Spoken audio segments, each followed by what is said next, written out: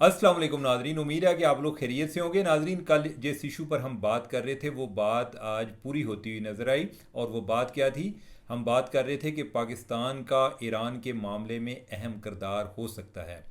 आज सेक्रेटरी खारजा अमरीकी सेक्रेटरी खारजा की कॉल आई प्राइम मिनिस्टर शहबाज शरीफ को, और उसमें काफ़ी बातें हुई। अब वो क्या बातें हुई, हमें उन बातों का पता चला कि जो प्राइम मिनिस्टर ऑफिस से एक स्टेटमेंट जारी हुई। जितनी लंबी स्टेटमेंट जारी हुई उससे तो ये लगता है कि तकरीबन को घंटा बातें करते रहे हैं, या जब बातें कर रहे थे तो ऐसे लग रहा था जैसे को वक्त थम गया है, उनको टाइम का ख्याल ही नहीं हुआ और लंबी बातें करते रहे हैं। और दूसरा, उस स्टेटमेंट से हमें ये भी तासर मिलता है कि शायद शहबाज शरीफ ही बोलते रहे हैं, जो अमरीकी सेक्रेटरी खारजा हैं वो सुनते ही रहे हैं। क्योंकि जो जिधर भी बात आई वो ये आया जी कि शहबाज शरीफ ने ये कहा दिया, प्राइम मिनिस्टर ने और ये बात की, प्राइम मिनिस्टर ने ये बात की।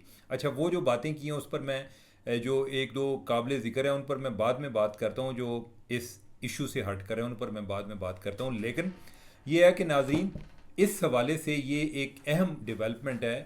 देखें, इस तरह की सूरत हाल में चांसेस ये हैं ऐसे टाइम पर कि जब अमेरिका के लिए ईरान से बड़ा इशू कोई नहीं है, और उस दौरान अगर वो बात करेंगे तो इस टाइम ना इंडिया के हवाले से बात हो सकती है, ना कोई मिनरल एक्सप्लोरेशन के हवाले से बात हो सकती है, ना क्रिप्टो करेंसी के हवाले से बात हो सकती है।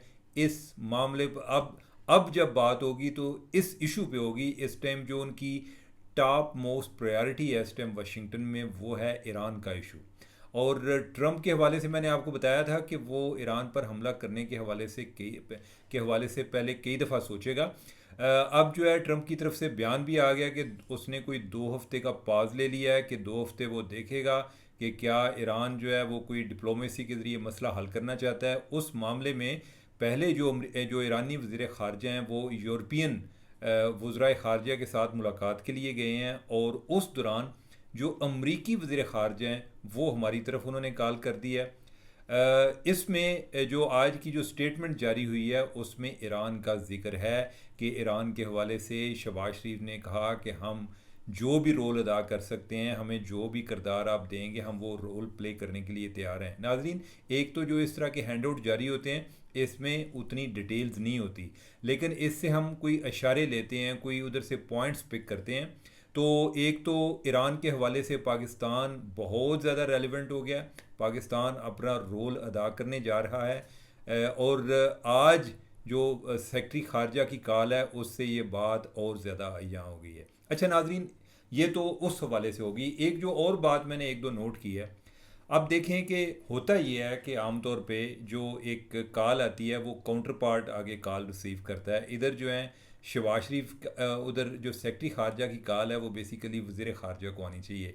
ये इसहाक डार साहब का हक बनता है कि वो सेक्रेटरी खारजा से बात करें, लेकिन ये है कि शहबाज शरीफ जो हैं वो कहते हैं कि नहीं, कॉल मुझे किया करें, बाकियों को कॉल करने की ज़रूरत नहीं है। लेकिन बात यह है कि शहबाज शरीफ भी क्या करें, जो फील्ड मार्शल है उनके साथ जो है वो ट्रंप बातें करता है, फील्ड मार्शल के साथ ट्रंप भी बातें कर लेता है, सेक्रेटरी खारजा भी बातें कर लेता है। सेक्रेटरी खारजा जो है वो कई दफ़ा अपना एक नेशनल सिक्योरिटी एडवाइज़र भी है चूँकि प्रेसिडेंट ट्रंप का, तो वो उस लिहाज से भी आर्मी चीफ को कॉल कर लेता है। उनका जनरल कुरेला जो है वो कई दफ़ा वो भी कॉल कर लेता है।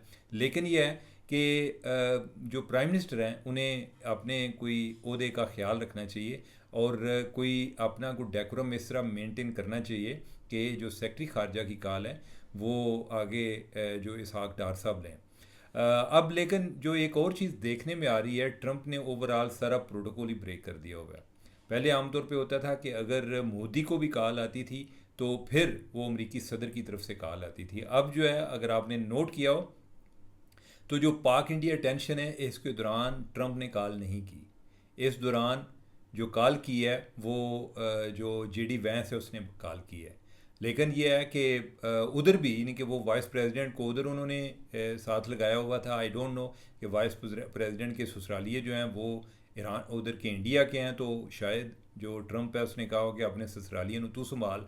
और जो रूबियो है, रूबियो तो खैर जो है उसका पाकिस्तान के साथ इस तरह का कोई तल्लक नहीं है। वो एक जो है यानी कि उसके जो पेरेंट्स थे, फोर फादर से वो क्यूबा के थे, और ये ख़ुद किसी टाइम जो है प्रेसिडेंशियल कैंडिडेट था, ट्रंप के बड़ा ख़िलाफ़ भी था। लेकिन यह है कि उसकी दाल नहीं गल पाई और फाइनली उसने ट्रंप की कैबिनेट में आ गया, इसी तरह के जैसे ओबामा के मुकाबले में किसी टाइम हेलरी क्लिंटन थी, लेकिन वो प्राइमरी इलेक्शन में हार गई और उसके बाद वो जो उसके साथ मिल गई उसको इंडोर्स कर दिया, और बाद में जब ओबामा सदर बने तो वो उनके साथ एज अ सेक्रेटरी खारजा आ गई। तो एक तो ये जो एक मुझे इनक्वालिटी नज़र आ रही है, जो काउंटर पार्ट लेवल पे बात नहीं हो रही है, इस पर एक मुझे एतराज़ है।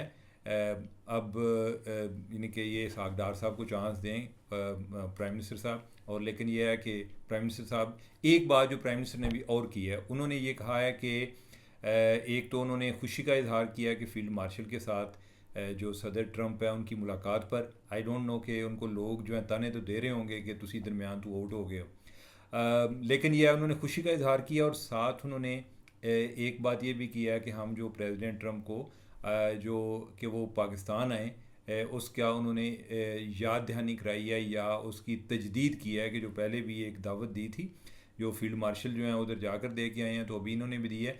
अब क्या ट्रंप पाकिस्तान आएगा? ट्रंप, देखो ट्रंप पाकिस्तान इस तरह तो नहीं है कि वो हर मुल्क में तो नहीं जाता, यानी कि वो जिधर जाता है वो आपको तिजोरी खोलनी पड़ती है। आप देखें जो जो अरब मालिक हैं उन्होंने कितने कितने पैसे लगाने की बात की है कि को 100 बिलियन कह रहा है, को 200 बिलियन कह रहा है, यानी कि वो कह रहे हैं हम इन्वेस्टमेंट कर रहे हैं, तो हमारे पास तो देने को कुछ नहीं है, हम तो लेने वालों में से हैं। यानी कि हो सकता है कि हाँ हम ये कह सकते हैं कि आप इधर आकर इन्वेस्टमेंट करें, या कोई ट्रंप टावर बना लें, इधर को अपना गोल्फ कोर्स बना लें, कोई इस तरह की बात हो सकती है। बाकी जो है यानी कि हमने क्या देना है, हमने तो लेते आए हैं। तो लेकिन उस लिहाज से ट्रंप आएगा या नहीं, एक चांस मुझे लगता है, और वो चांस ये है कि अगर ट्रंप इंडिया गया तो फिर जितने आजकल उसके पाकिस्तान के साथ ताल्लुक़ बन गए हैं, तो कोई ना कोई आउंदियाँ जांदियाँ कोई इधर ना दरवाज़ा साड़ा भी खड़का के जाएगा, को हो के जाएगा थोड़ा बहुत, और वो खैर पाकिस्तान की वो भी फतह होगी, क्योंकि 2000 से आनवर्ड इंडिया का तकाजा था, और वो इसमें कामयाब भी रहा कि दुनिया भर से जिधर कहीं से भी कोई head of the government India जाता तो वो उनको कहते कि आपने पाकिस्तान नहीं जाना। पहले ये होता था कि जो इंडिया आता था वो पाकिस्तान आता था, या पाकिस्तान आता था तो इधर से इंडिया जाता था, लेकिन उन्होंने ये शर्त रख ली कि अगर आपने इंडिया आना है तो आपने पाकिस्तान नहीं जाना, कि भाई हम ब्रैकेट ना हो, यानी कि वो पाकिस्तान से निकलने की उन्होंने बड़ी कोशिश की है, लेकिन पाकिस्तान उनके दिमाग से, उनके जहन से निकल नहीं सका। अल्टीमेटली अब जो है हमारे साथ ही कंपैरिजन कर रहे होते हैं, पाकिस्तानी जो है देखें वो इतने स्मार्ट हैं, वो उनके इतने तल्लुक बन गए हैं, हमारे कोई तल्लुकात नहीं है। तो खैर ये है कि साथ आज एक और जो काम किया है शहबाज शरीफ ने, जो उनकी तरफ से प्रेस रिलीज़ जारी हुई है, उसमें उन्होंने कहा जी कि मेरी भी मुलाकात करा दो प्राइम प्रेसिडेंट के साथ। उन्होंने कहा जी कि मैं बड़ा यानी कि I look forward to meet the president, यानी कि मतलब ये है कि उन्होंने कहा होगा कि भाई आपने फील्ड मार्शल को तो बुला लिया यार, को मनु भी बुला लो, मैं भी इस मुल्क का प्राइम मिनिस्टर लगा है।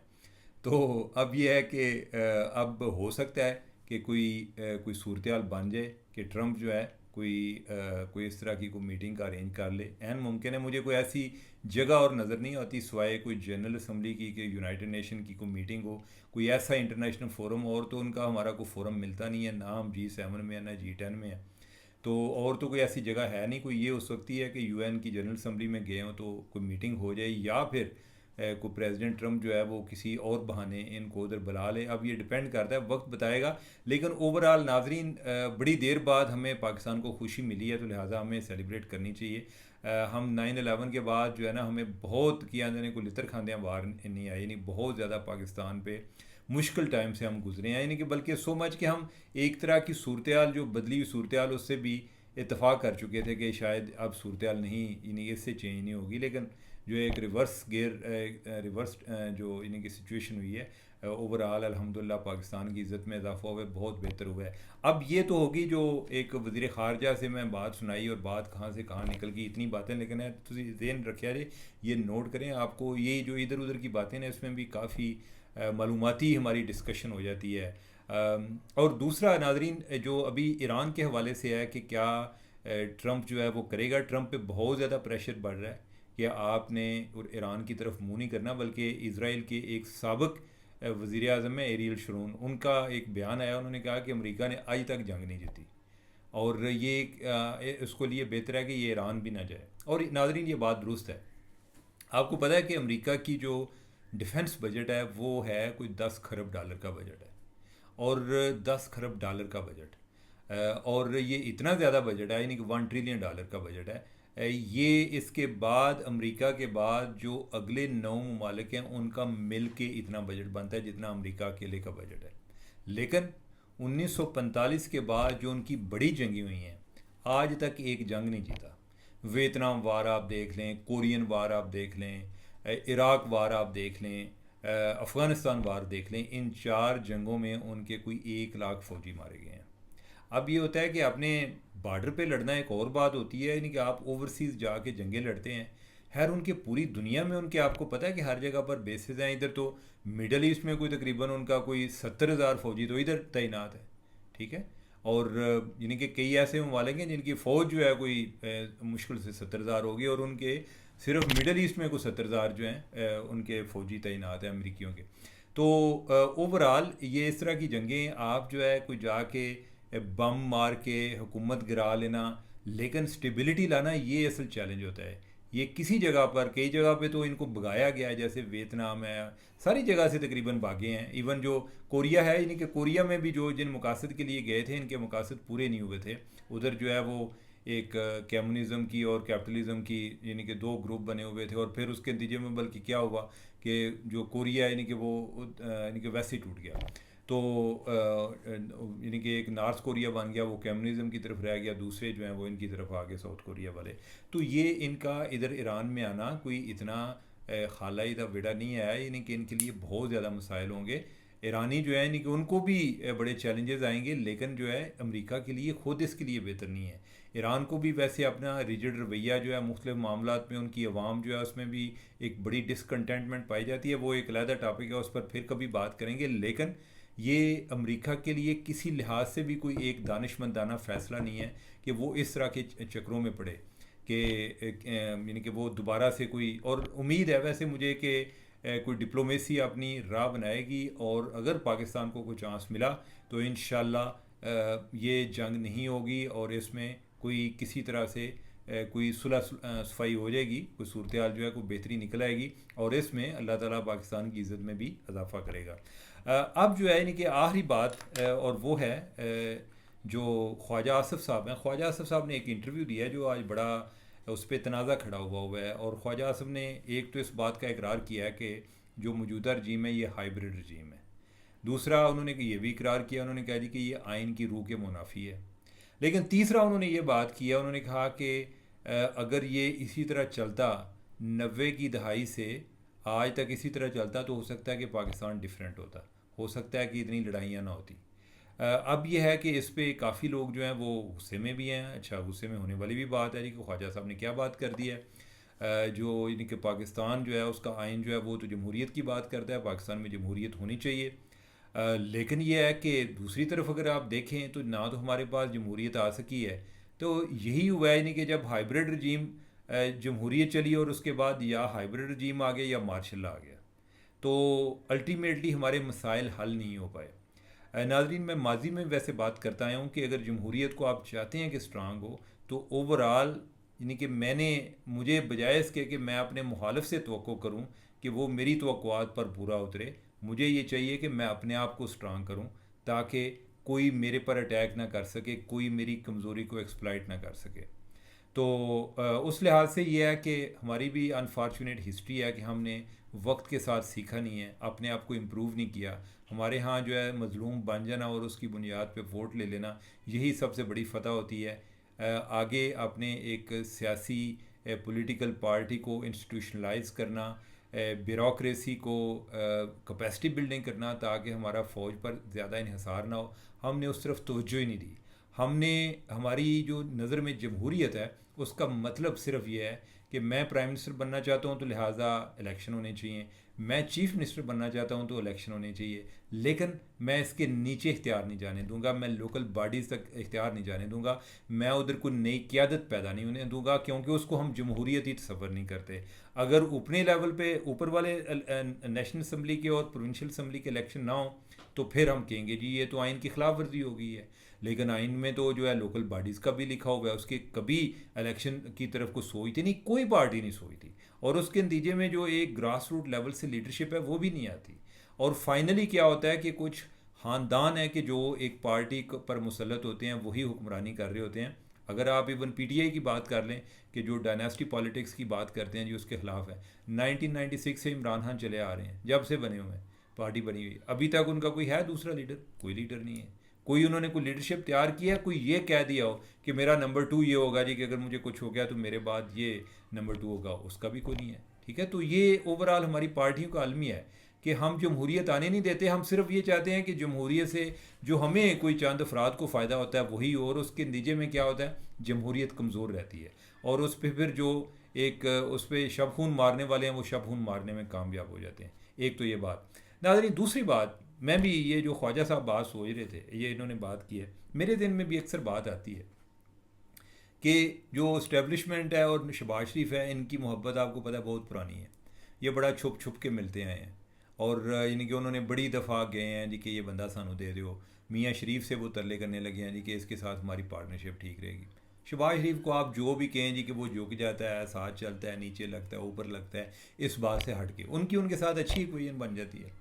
अच्छा, दूसरी तरफ क्या हुआ, मियाँ साहब हैं, पार्टी के लीडर हैं, वोट बैंक उनका है, लेकिन यह है कि वो भी अपने 5 साल पूरे नहीं कर पाते, कोई ना कोई लड़ाई हो जाती है। ठीक है, उसके बाद क्या हुआ, मुशर्रफ आ गया। मुशर्रफ जो है यानी कि 8 साल जो है उसने गुजारे, उसके बाद पीपल्स पार्टी आ गई। पीपल्स पार्टी जो है उसमें रिलेटिवली ज़्यादा फ्लेक्सिबिलिटी है। ठीक है, अभी भी अगर मियाँ नवाज शरीफ होते तो लोगों ने ताने दे के मार देना था कि तुसी अपना बुढ़ापे की हाल कर रहे हो ना, फिर कोई लड़ाई हो जानी सी। तो मेरे लिए जो है यानी कि अगर आप देखें, हम जो बात करते हैं जमहूरियत की या प्रोग्रेस की बात करते हैं, जो किसी कंट्री की इकोनॉमिक प्रॉस्पेरिटी या उसका तल्लुक जमहूरियत से नहीं है, ये बात ज़हन में रखें। उसका ताल्लुक जो है वो स्टेबिलिटी के साथ है। हम इंडिया की अक्सर मिसाल देते हैं, इंडिया पाकिस्तान के साथ आज़ाद हुआ, लेकिन इंडिया ने जो इकनॉमिकली ग्रो करना शुरू किया वो 90 की दहाई में शुरू किया, जब उन्होंने वो ओपन मार्केट जो यानी कि वो उन्होंने अपनी इकानमी को लिबरलाइज़ किया, उसके बाद उधर तरक्की आना शुरू हुई, एक चीज़। और दूसरी चीज़, उधर जो है पॉलिसियों का तसलसल रहा। अब अगर आप उनकी मिसाल ले लें चाइना की, चाइना में तो खास कोई जमहूरियत नहीं है, वन पार्टी सिस्टम है, लेकिन उधर क्या चीज़ है, स्टेबिलिटी है। स्टेबिलिटी बहुत ज़्यादा इंपॉर्टेंट है।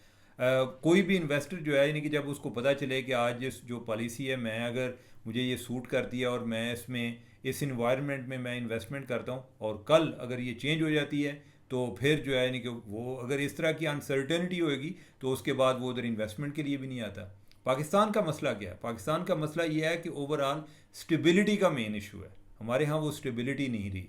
ये स्टेबिलिटी किसी ना किसी शक्ल में रहनी चाहिए। उस दौरान जो है हम एक ट्रायल एंड एरर से, एक प्रोसेस से गुजरते जाएंगे। लेट्स सी, यानी कि ऐन मुमकिन है, यानी कि क्या लाजम सबको मिले एक सा जवाब, तो यानी कि इसको अगर हम इसको चलने दें इस जमहूरियत को, ऐन मुमकिन है कि कल ये और स्ट्रांग भी हो जाए। ये भी मुमकिन है कि ओवरऑल हमारी लीडरशिप जो है उसका भी एक जो है मेजोरिटी लेवल बढ़ जाए, और हो सकता है कि ओवरऑल जो जो हमारी इस्टेब्लिशमेंट है उसको भी लगे कि हमने भी काफ़ी कर लिया है, अब जो है इनको चांस दिया जाए। और अगर ये दोनों मिलके करें तो ये तो बहुत अच्छी बात है और आगे बढ़ना चाहिए। यानी कि ये अगरचे यानी कि ख्वाजा आसिफ का जो बयान है मुतनाज़ा बयान है, लेकिन ये है रियलिटी के करीब है। यानी कि ओवरऑल आप जिस मुल्क में रहते हैं यानी कि उधर की ये रियलिटी है। तो नाजरीन, मुझे दें इजाज़त, अल्लाह हाफिज़।